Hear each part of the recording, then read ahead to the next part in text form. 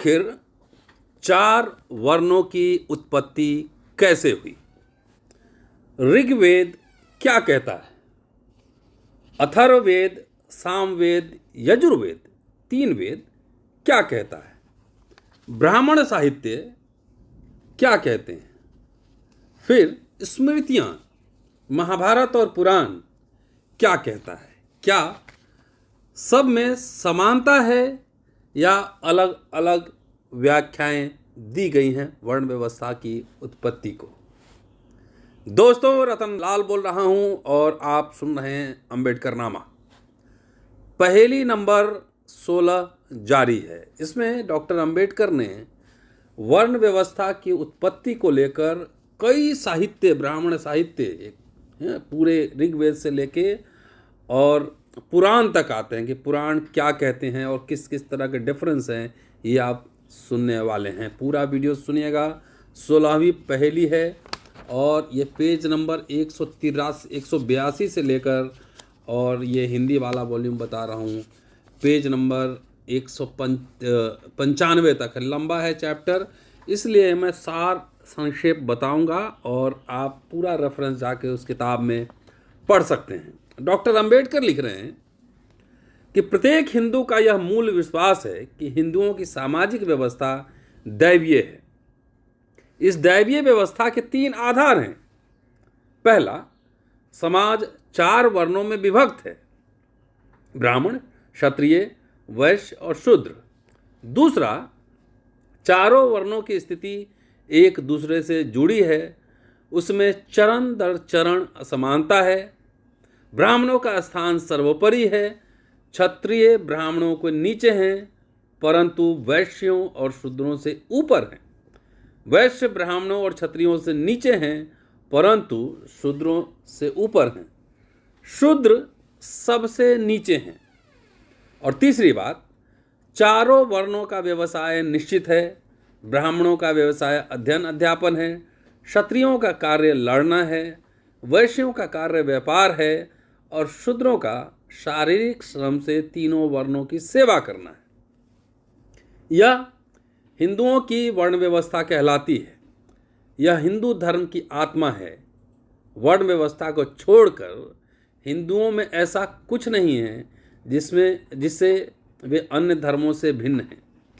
अब डॉक्टर अंबेडकर जो वर्ण व्यवस्था है इसकी उत्पत्ति की व्याख्या करते हैं और ऋग्वेद के 10वें मंडल का यहाँ पे पूरा मंत्र बताते हैं क्या लिखा है और चर्चा करते हैं। लंबा है और कहते हैं कि इस मंत्र वृंद का सर्वविदित नाम पुरुष सूक्त है और यह जाति और वर्ण व्यवस्था का शास्त्रीय सिद्धांत माना जाता है। अब सवाल उठा रहे हैं डॉक्टर अंबेडकर, क्या अन्य वेदों में इस सिद्धांत की पुष्टि की गई है और की गई है तो कहाँ तक की गई है? और लिखते हैं कि सामवेद में पुरुष सूक्त सम्मिलित नहीं किया गया है, न इसमें वर्ण व्यवस्था की कोई अन्य व्याख्या दी गई है। यजुर्वेद की 2 शाखाएं हैं, श्वेत और कृष्ण। कृष्ण यजुर्वेद में 3 संहिताएं और मंत्रों का समूह है। यह है कठ संहिता, मैत्रेयी संहिता और तैत्तिरीय संहिता। श्वेत यजुर्वेद में मात्र 1 संहिता है, उसको कहते हैं वाजपेयी संहिता।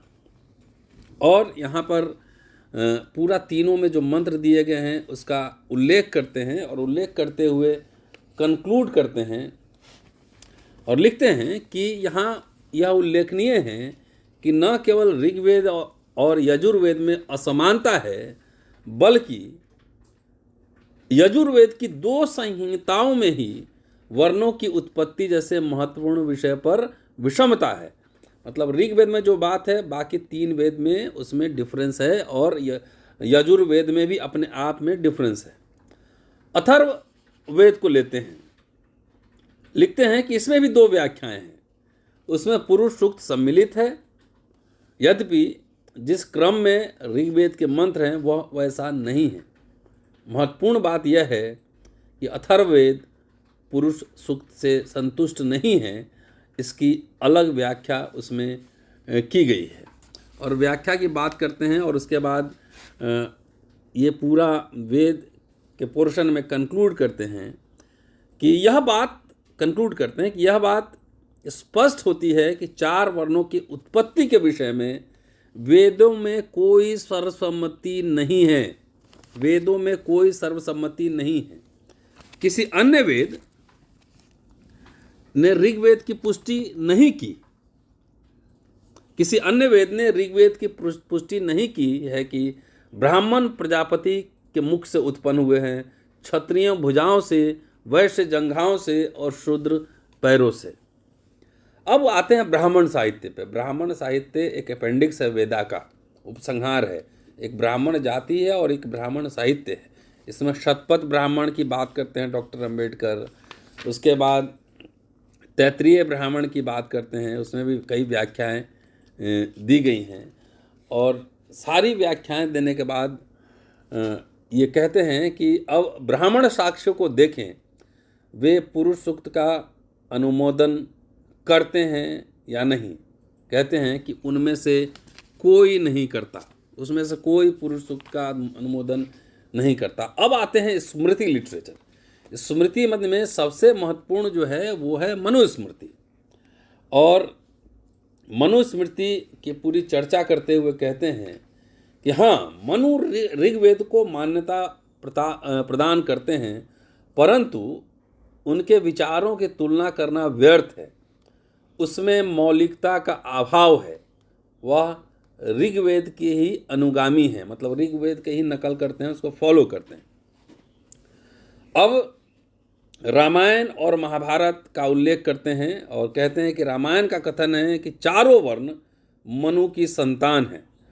और जिक्र वो पूरा जो मंत्र रामायण का जिक्र करते हुए कहते हैं, लिखते हैं कि आश्चर्य, नितांत आश्चर्य कि वाल्मीकि ने 4 वर्णों की रचना प्रजापति के स्थान पर कश्यप से बताई है। स्पष्ट है कि उनका ज्ञान सुनी सुनाई बातों तक सीमित था।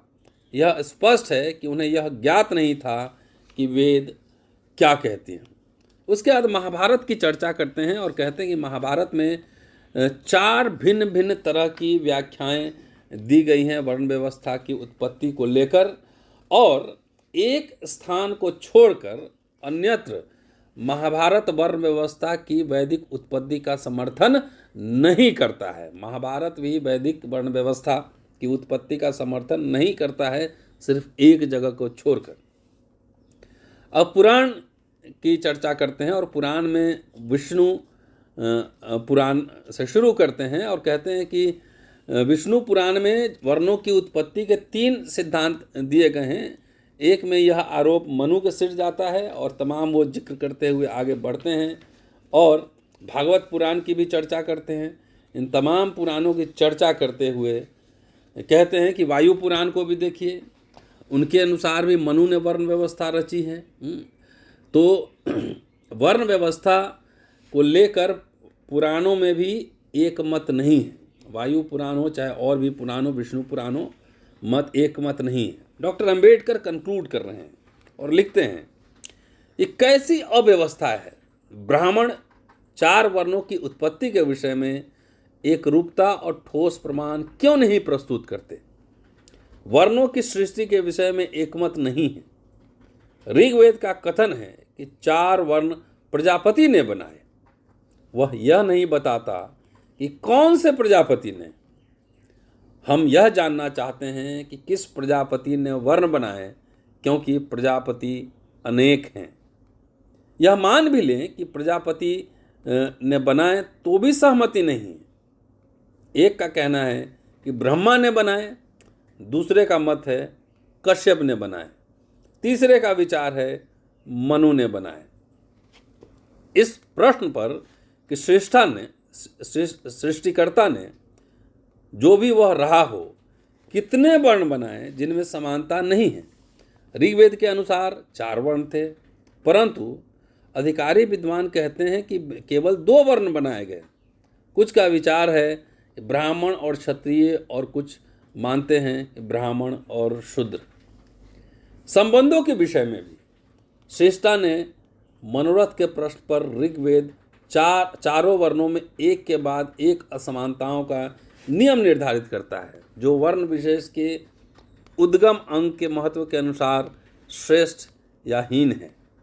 जबकि श्वेत यजुर्वेद ऋग्वेद के सिद्धांत से सहमत नहीं है।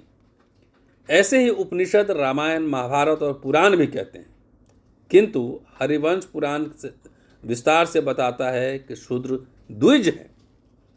ऐसा लगता है, कंक्लूड करते हुए लास्ट लाइन डॉक्टर अंबेडकर लिख रहे हैं कि ऐसा लगता है कि इस कुटिलता का कारण चातुर्वर्ण की कहानी को सनातन रूप देना है, जिसे ब्राह्मणों ने स्थापित परंपराओं के विपरीत ऋग्वेद में जोड़ दिया। उद्देश्य क्या था?